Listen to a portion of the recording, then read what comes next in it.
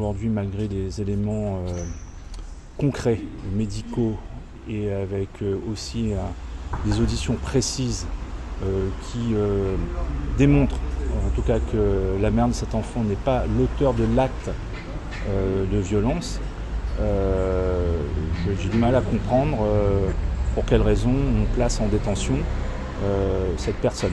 Elle était présente? C'est ça le problème, non.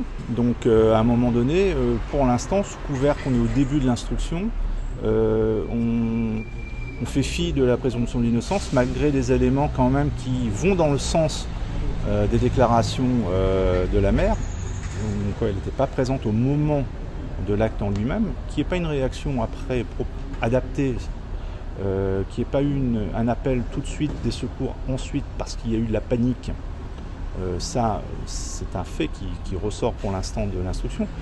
Mais encore une fois, je pense qu'il est important à un moment de respecter aussi les principes, et notamment ceux de la présomption d'innocence, qui pour l'instant n'est pas du tout mise à mal par les premiers éléments de l'enquête. Et puis après, on estime qu'il y a eu des maltraitances dans le passé, et on ressort tout un dossier qui avait été clos, et là encore une fois, c'est dommage.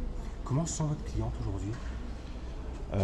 Eh bien, pas entendue. Enfin, déjà, elle est désespérée, elle est au fond du trou, puisque c'est quand même son enfant, sa petite fille, qui est morte.